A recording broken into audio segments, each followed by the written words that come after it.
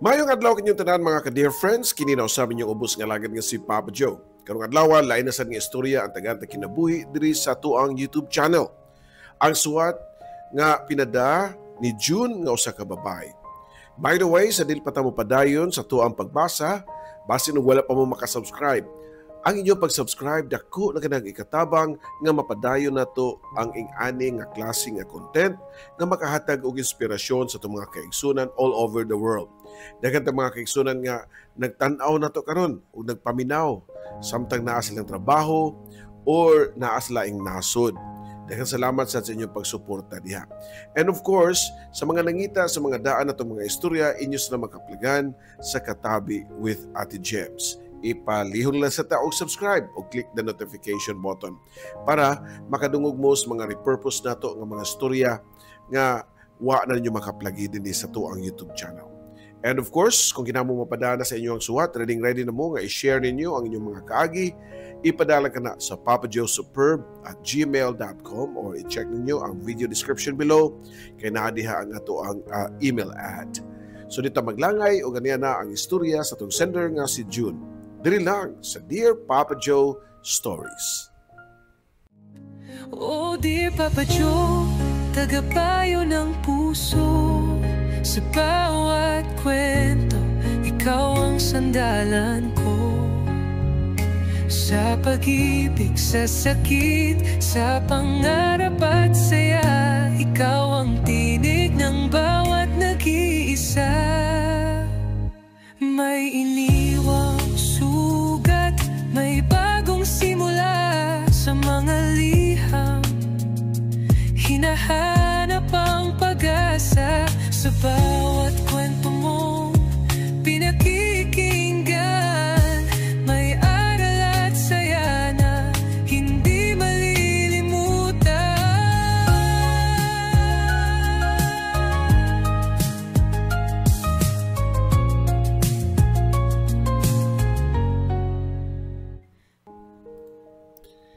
Dear Papa Joe, mayong adlaw nimo ug sa tanan nga nagsubaybay sa imong YouTube channel.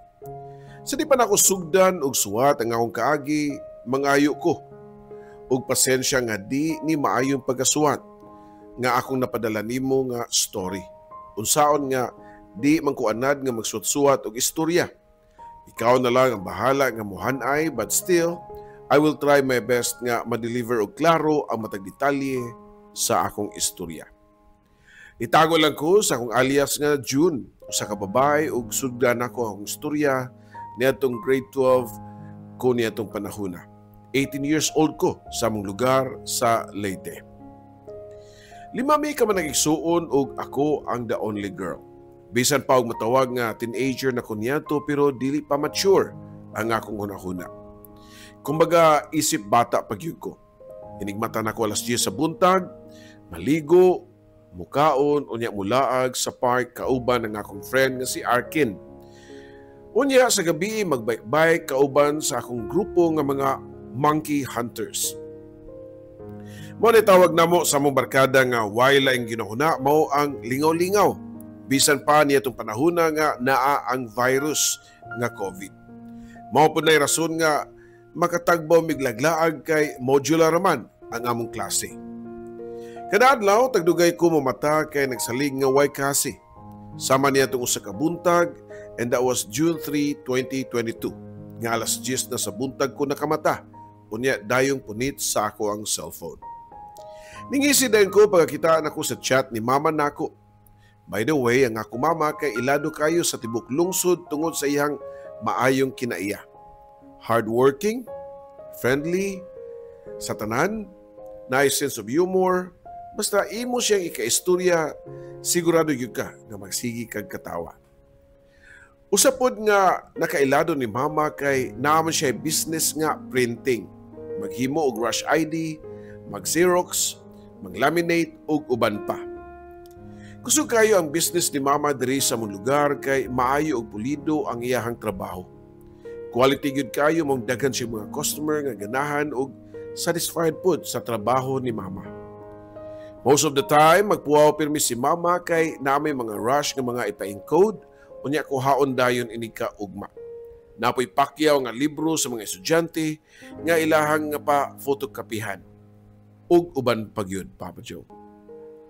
Buntag pa lang sa iyo, mangabli na si Mama sa tindahan kay naanay nagpaabot ng mga customer alas 6 pa lang sa buntag.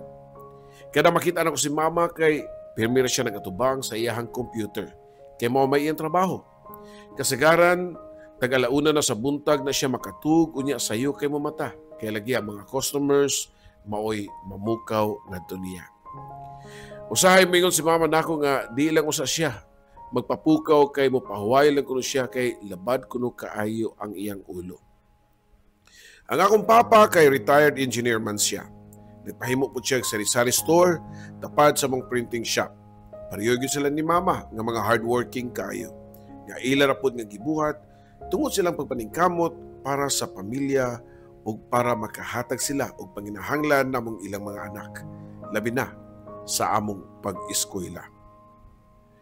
Ang akong Mama, Papa Joe, bisan pa niya itong nagtrabaho pa si Papa sa kumpanya, daan yun ni ang iyang negosyo nga printing shop para makatabang-tabang sa panginahanglan sa pamilya.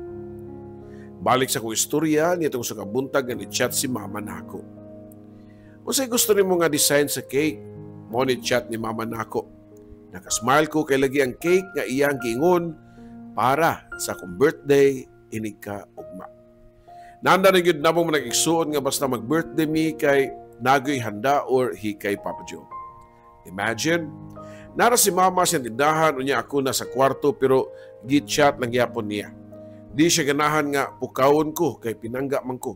O di lang ako, pinangga ming tanan sa among Mama. Di siya gusto nga pukawon mi. Pasagdan lang min niya matug, unya mumata og late na, labi na og way klase. Gireplyan ako si Mama sa akong napilian nga cake ug paghuman gipalista po niya nako ang ganahan nako nga pagkaon nga mo'y akong ihanda sa birthday. Gipakita ni Mama ang iyang love nako pinagi sa paghatag sa akong mga kinahanglan pero ako dili showy og affectionate sa akong inahan. Bali di ko makamao nga mo-express og love sa akong inahan. Pero nakaibaw ko sa akong kaugalingon nga love kay nako ang akong Mama o Papa. Human ako nalista akong gusto sa akong birthday, nagsabot na mi sa akong Mama nga manlakaw sa Kananga Leyte para mangumpra sa lutuon para ugma. Pero dihang padung na mi manlakaw na ay gisulti si Mama nako. June, tagay sa akong 30 minutes ha. Kay mo pahuway sa kadiyot, matug sa kadiyot kay gikapoy man ko niya, lapad man kaya akong ulo. Okay ma, pahuway lang sa, tubag ko pa. Nana naman ko ni Mama nga nagyo mga panahon nga mohangyo gid siya nga mopahuway og 30 minutes kay naglain ang iyang lawas. Iyar ko na ikatug og maulian na sa siya ining mata. Hapon nagkatuon niya samtang nagpaabot ko ni Mama sa gawas, wa pa man siya mogawas sa kwarto og nilapas na ang 30 minutes. Nanuktok ko sa kwarto ni Mama og ni Papa para ingnon siya nga kung dili pa mi manlakaw basin og maghabian mi. Pero diyang naan ako sa tungod sa pultahan sa ilang kwarto, nadunggan ako nga nisyagit si Papa. Unsay nitabo pa? Pangutan ako pa, ngadto niya. Si Mama nimo, wa naman mo mata. Pagdali, adtuwa dayon ang imong tita. Wa ako makasabot sa akong buhaton. Naglibog ko, mura nagblangko ang akong unahuna, giablihan ako ang siradura pero dili maabli. Ablihan pultahan pa, siyagit ko pa nga niya. Pag-abli sa pultahan, nibalik dayon si Papa kang Mama nga naghigda nga way panimuot. Sige siya uyog-uyog sa lawas ni Mama unya iyang gi-CPR. Makamauman o CPR si Papa kay train siya. Niya itong nagtrabaho pa siya sa kumpanya, Papa Joe. Nagbarog ra ko samtang naglantaw kang Papa nga nag-revive kang Mama. Pero wa niya gyud nahitabo. Wala na i-response si Mama. Nidagan ko paingon sa gawas o giadto ang balay sa kong iyaan. Mami, mami, si Mama! Maurag yun ay gisigihan ako balik-balik o sulti sa kong iyaan dihang nakaabot na ko sa ilang balay nga tapad rapod sa among balay. Ha, naon sa manday si Mama nimo? Nakuyawan pa nga nangutana ni pero wa na ko katubag kay naghangos pa ko unya naghilak. Wala na magpaabot si tita sa ako ang tubag o nidali siya dagan paingon sa among balay, Papa Joe. Pag-abot na ako sa amo, daghan na pud mga tao ang nangabot nga mga silingan na pud namo. Unya nakita nako nga gihayungan nila si mama. Pagawas padung sa moabot nga ambulansya nga ilahang gitawag. Si Papa ra ang nisakay sa ambulance, samtang kaming mga anak nahabilin sa balay. Mao na lang among nabantayan sa akong kagalingon nga naglakaw-lakaw ko pabalik-balik sa mong balay nga murag wa na sa hunahuna. Unya nakita kog suok nga parte sa mong balay o tiluhod ko nga nagpanawag sa ngan sa Ginoo nga unta iyang luwason ang akong mama. Pagkataod nang lakaw mi ang mga nag-igsuon para moapa sa ospital. Og dito sa emergency sa ospital nga gidad-an kang mama among nahibaw-an nga na-revive pa siya. Pero sulti pa sa doktor nga machine na lang ang nadala og buhi ni mama. Kung tanggalo ng machine, di nagikuno mabuhi si mama. Pwedeng hilakan ako niya, wa na ko ihunong sa pag-ampo sa Ginoo nga milagruhan niya ang akong inahan. Naabta na may alas 12 sa kadlaw niya, mo na to ang akong birthday, Papa Joe. That was June 4, 2022. Nisud ko sa emergency room kundi naghigda nga way panimuot ang akong mama. Nilingkod ko sa iyang tapad, unya ako siyang giingnan nga, Ma, birthday na nako. Wish na ako nga mamata na ka, kaya mag-celebrate pa ta sa akong birthday. Nisunod po na akong tita, diha na siya sa akong tapad, unya iya kong giingnan nga, pangayog pa sa ilos si mong mama. Ipagawas tanan ni mong isulti. Labang buhi pa na imong inahan. Sumoto nag-istorya ko sa akong mama. Ma, pasaylo ako nga di ko perfect nga pagkaanak. Sorry nga di ko maka-express og love diha nimo. Pero ang tinuod ma, love kay tika. Di lang yun ako mabuhat niyan to kay wa ko maanad. Murag ma-awkwardan ko ba nga mag-love-love sa parents labi na nimo ma. Sorry po nga, di ko responsable nga pagkaanak. Sorry nga, di ko mutabang sa mga buhaton sa balay. Sorry kayo nga pasaway ko ma. Daghan po di kayong salamat sa imong pagpangga namo ug sa imong mga anak. Daghan kay salamat sa imong pagkakugihan para lang mahatag namo ang among kinahanglan. Daghan po kayong salamat sa patas nimong pagmahal namo man nag-igsuon. Dili ra kay kausan ako gisulti ning mga linyaha, Papa Joe. Ako pa nang gibalik-balik sa makadaghan hangtod nga nakita ko og dunay luha nga niagas sa ngilit sa mata ni mama. Pagkakita na ko nga nito ang luha ni mama nakahilak na pug ko og taman. Dito po na ako na-realize nga maybe makadungog lang day gihapon ang tao bisan og unconscious na sama sa akong mama. Alas 12 kadlaw nagkadto. Nag-istorya na mo ang doktor para i-explain ang CT scan ni mama. Nagka-brain aneurysm si mama. Kanaganing mubuto ang ugat sa utok. Unya ang rason daw tungod sa sobrang stress. Way tarong nga tug ug usa na pud kuno nga hinungdan ang radiation kay sige siya og atubang og computer. Saksi mo ko sa akong makita ka hardworking sa akong inahan. Sakit nga naon nga wa na nako makita sa una. Abi na kog normal lang. Okay lang si mama sa iyang gibuhat nga halos wa nay pahuway. Pero di ay katutanto niyang paningkamot ang iyang health noon ang naapektuhan. Niingon ng doktor nga isud si mama sa ICU pero ni prangka siya nga wa gyapon kasiguraduan nga maluwas bisan pa og adto sa ICU. For the first time in my life nakita nako akong papa nga naghilak. Unya ako siyang giduol, unya akong gigakus ang akong papa. Mao pud to ang first time nga nigakus-kus akong papa kay lagi sama sa akong gisulti nga dili mi showy kung affection na o ka na bang maglambing-lambing sa parents. Paglingi po na ako sa liyo, nakita nako ang akong kuya nga natulala pero nagtuo ang mga luha. Pagtanaw nako sa usa ka manghud, wa pa kay siya buot niya itong panahona pero naghilakpot siya og taman. Moto nga akong giingnan akong kagalingon nga dapat magpaka-strong ko. Kaya kung magpaka-weak ko, puros na mi weak. Unya kay baw ko sa akong panahon nga sama adto na adyo dapat usa namo ang magpakaligon. Sa among pamilya, duharami ka mga babae, si mama ug ako. Unya, nasakit man si mama maong akua ang mga responsibilidad nga mapagkalma sa membro namo sa pamilya, labi na ang akong papa. Wala ko buhii si papa, nagakus lang ko niya og hugot, hoping nga mokalma siya.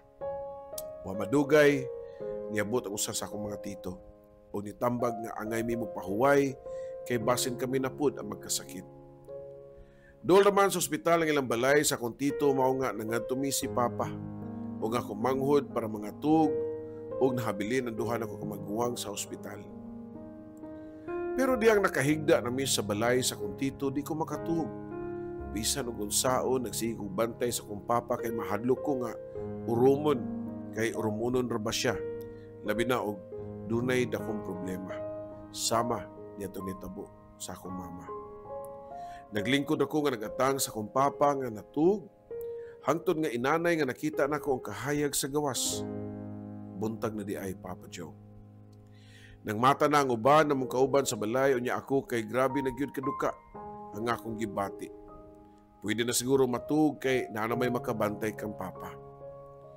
Gipiyong na ako kung mga mata og igo-igo ra gyud nga tagpiyong kadiyot ni ring ang cellphone sa akong tito og nanawag ang akong kuya kay may nahabilin sa ospital. Unya pagkahuman nilang istorya magulanon nga nisulti namo. Gawa na ang inyohang mama. Ha? Mao ni ang ako natubag unya nitanaw ko kang papa. Dali kay kung nigakus niya og nabalaka kung maunsa siya. Kay baw ko nga muhilak na pud siya. Ipugan na ako ang kaugalingon nga di makahilak. Kaya di ko gusto nga makita ni papa nga musamot lang siya og kaguol. Pero di na gyud nako makaya. Libalhin ko sa likod ni papa aron di na siya makakita nga naghilak na kong taman. Pero way tingog nga madungog. Giluom na kong tanan na akong mga luha. Ug mao yun na siya nag-agas-agas. Namatay ang akong mama sa mismo akong birthday, Papa Joe. Sa gikaingon ko na nga magpakaligon ko pero ang akong nabuhat niadto ang magdala gyud og inhaler or Vicks para mo simot-simuton kung naay makuyapan o labi na ang akong papa nga naay history sa anxiety o panic attack, labi na og naay maka-trigger. Last nga atake sa panic attack ni papa kay niya itong nagtrabaho pa siya. Dahil naka-trigger niya nga problema sa work. Naggahi ang kalawasan ni papa nga niabot pa siyang dughan unya maglisod na siya og ginhawa. Nagstay ra gyud si papa sa ilang kwarto ni mama unya dugay kay nakabalik og trabaho tungod sa iyang anxiety. Unya si mama lang ang nagatiman niya until naulian siya og nakabalik sa trabaho. Halos di na mo biya si mama sa kiliran sa akong papa, mao na nga nasayod ko nga di gyud sayon dawaton sa akong papa ang pagkawa sa akong mama. Nabalaka ko nga inig-adto na mo sa morgue, magpanic attack na pud si papa. Mao nga nagdala ko daan og inhaler ug pamaypay, Papa Joe. Gibasol pud nako akong gagalingon, isip mao anak nga babae nga angay unta nitabang ko kang mama sa iyang trabaho. Kung nitabang pa unta ko sa pagprint, pag-edit, laminate, Xerox, di unta kapuyon taman si mama. Dili unta siya ma-stress, buhi pa unta siya. Daghang kayo nagduwa-duwa sa unahuna nga pagmahay nga uwahin na ang tanan. Makuha-kuhaan lang ang akong kaguol kung makita ko mga tao nga nagpadayag silang kasubo sa paggawa ni mama. Daghan itabang namo kay tungod maayo kay kinaiya ang akong inahan niya tumbuhi pa. Fast forward after pila ka tuig sugad sa pagkamatay sa akong mama, medyo nakukuhaan na ang kasakit ug daghan ming nakatunan dihang nawa na ang suga sa among panimalay. Makamao na mi mubuhat nga dili kinahanglan suguon, di na mi magsalig ug nahimo gyud mi nga independent, Papa Joe. Ni mature good ang akong nahuna, di na ko mauwaw magpakita og love sa akong papa ug sa akong tibok pamilya. Nalipay na lang sab ko nga nagtan-aw nga inanay nga naka-move on na mi sa paggawa sa among inahan. Di na ko magsigig laag, nara ko sa balay permi ug mugawas ra ko kung na importanteng lakton o paliton. And then finally, niabot ang pagbalik sa face-to-face classes. Murag first day high, kulba nga dang excitement ang akong gibati nga makita na pud og balik sa akong mga classmates. Naliwat ko sa kong mama nga friendly mong dali ra kay ko makakita og mga friends. Hangtod nga nagpadayon ang face-to-face classes o nalingaw na ko sa school. Unya hinay-hinay nga naka-move on na gyud ko sa pagkawa sa akong mama. Usa ka adlaw niadto ako nabantayan nga gasigi ubo si Papa og sigig hutoy. Nga wa gyud mawa og lapas na usa ka buwan ang iyahang ubo. Mao nga naka-decide ang akong tita nga ipa-check up na namo si Papa. Ang akong tita mo ay nagpa-check up sa akong papa pero diyang niingon na siya nga dadon niya si Papa sa Cebu kay di kompleto ang equipment sa ospital sa Leyte. Gibati kog kabalaka kay sa pagkangan nga dadon og Cebu basin grabe na ang sakit sa akong papa. Ang akong maguwang lalaki may kuyog ni Papa sa Cebu para magpa-laboratory test. Ung ilabay ang mga semana among nahibaw-an nga sa resulta sa check-up ni Papa kay na siya'y cancer sa left na lung. Di ko makatuo kay why bisyo si Papa pero nganong na-cancer man siya sa baga. Lain kagulaan na nasab ang nitabo human sa kumama si Papa nasab. Pero unsa may mahimo namo nga di man namo kontrolado ang mga panghitabo. Walay laing mahimo gawas sa pagdawat na lang. Gipakemo namo si Papa, ako ang mukuyog niya sa iyang chemotherapy session. Mo absent gyud ko sa klase kung schedule na sa iyang chemo. Gusto na ko nga maayos siya. Nakita mapud nako ang iyang will o iyang tinguha nga gusto pa niya nga magpakabuhi. Kinaning kamot siyang fight bisan nagwa na siya buhok tungod kay nangalagas kini sa side effect sa chemo. Usa ka buntag niadto, samtang nag-andam ko nga muskwela na ako'y nakit-an nga papel nga gisud sa plastic. Na curious ko mo nga akong gibasa ang sud niini. Mga papers ang ako nakit-an nga kasigaran mga test result ni Papa sa iyang sakit. Ako gibasa og dito ako nakit-an nga stage 4 na ang iyang cancer. Wa ko'y idea. Ang ako nibaw-an nga naay cancer si Papa pero nagtuo ko nga naa sa early stage 1 or 2. Mao nga wa ko magdahom nga stage 4 na di ay. Ang akong motivation nga maayo pa ang sakit ni Papa ni kalit ug kahanaw. Masulubon ko niya to sa eskwelahan. Wala ko'y gana maminaw sa leksyon. After lunch, nga klase namo, so sana ako ka-subject kay lakon na kay ko. Pero gipugngan nako kay di ko gusto nga makahimo og eksena sa among classroom. Bisan nung saon ako pugong nga di ko makatuo sa kong luha pero di gyud mapugngan. Mao nga nidagan ko sa gawas paingon sa toilet og dito ko nanirado og nihilak pagtaman. Ngano man Lord, unsay nabuhat na kong sala, nganong nahitabo man ni sa akong mga ginikanan.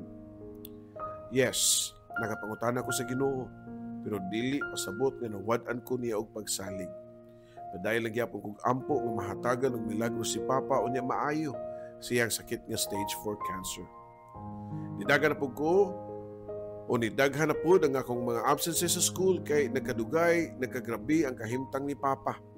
Sige naming balik-balik sa ospital hangtod nga siya na mismo ang ningon nga muundang na lang siya og pakemo. Kaya di na gyud niya makaya kay gikapoy na kuno kaayo siya. Murag si Papa na mismo nakibaw siya kagulingon nga wa na gyud paingnan. Ang padayon nga pagtambal og nakitaan pud nako sa iyang panagway nga gidawat na niya nga anytime pwede na siya nga muapas kang mama. Padayon lang gyapon ko sa pag-eskwela. Kung ako sa eskwelahan, di ko magpasabot nga magulaanon ko. Magpakita ko sa mga classmate and friends nga okay ra ko. Pero nakaibaw sila nga dili ko okay. Mao nga ila kong lingaw-lingawon. Mapasalamaton kay ko nga na ako'y mga friends nga nakasabot nako. Nihunong nako nga mo'y naningkamot sa pagpalipay nako. Sometimes makaplagan nimo sa imong mga kaila o mga amiga ang comfort nga di nimo ma-feel sud sa inyong panimalay. Samtang napaabot sa mga adlaw, hinahinay na ko nadawat nga bisag unsang orasa mo panaw na ang akong Papa. Mao na siguro to'y gitawag nako nga acceptance stage. I also stopped questioning God nga nung nawa og sayo si Mama and then possibly si Papa na pud. Nasabtan na nako nga ang Ginoo nga ang tanan dining kalibutan na dunay rason. Yes, everything happens for a reason. Daghan ko nakatunan nga bisan og ginagmay lang like I learned how to appreciate small things. I spent time sa kong Papa niya nga bedridden na siya hangtod diyang nabugtuan na gyud siya sa iyang kinhawa. Wa ako muhilag pagtaman hinon akong giingnan ang kagalingon nga makapahuway na si Papa. Di na siya mag-anto sa iyang sakit. Tuwa na siya sa maayong mga kamot ug magkita na sila ni Mama.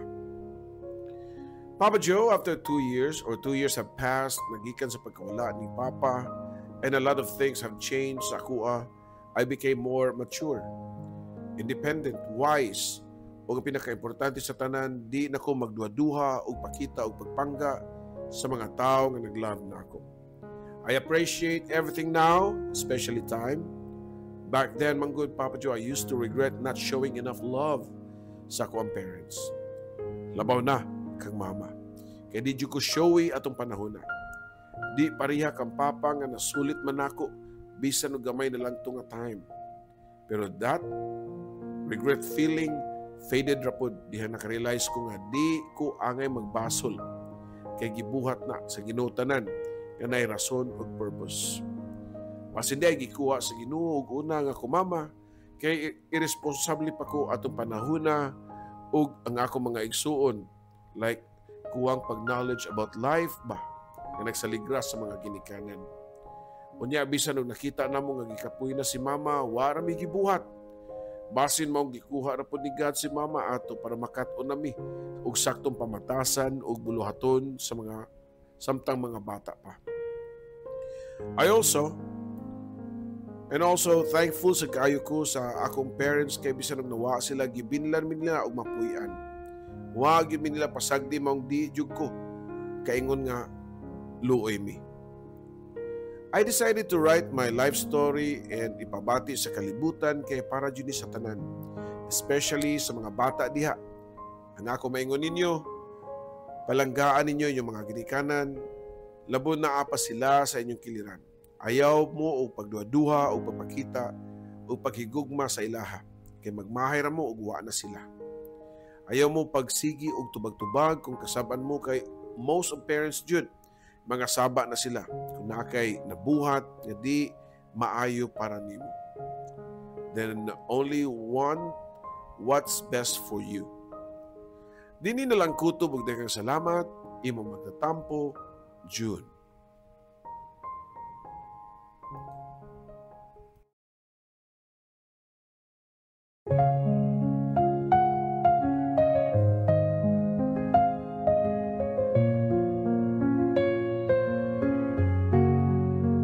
Sa bawat liham na aking sinulat, puno ng lungkot, saya at pangarap.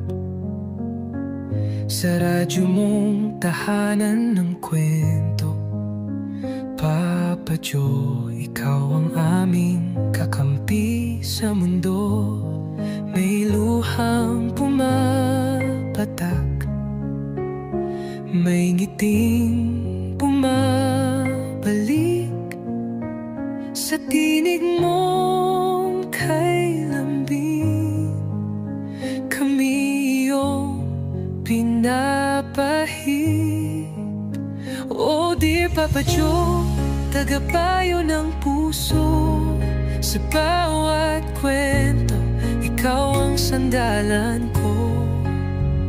Sa pag-ibig, sa sakit, sa pangarap at saya, ikaw ang tinig ng bawat nag-iisa. May iniwang sugat, may bagong simula sa mga liham. Hinahanap ang pag-asa sa bawat kwento mong pinakikinggan. May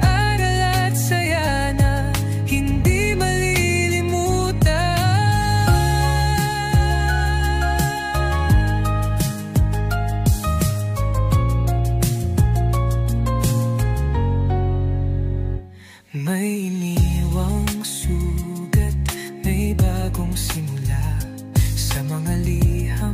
Hinahanap ang pag-asa sa bawat kwento mong pinakikinggan. May aral at saya na hindi malilimutan. May luhang pumapatak, may ngiti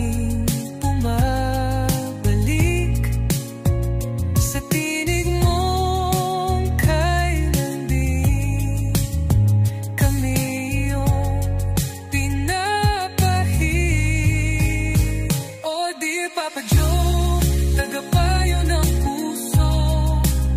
Sa bawat kwento, ikaw ang sandalan ko.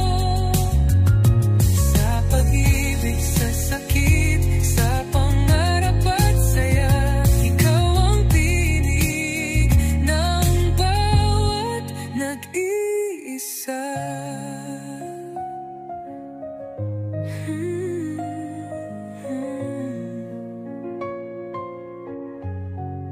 Sa alon ng radyo, tinig mong gabay, nagbibigay pag-asa sa bawat buhay.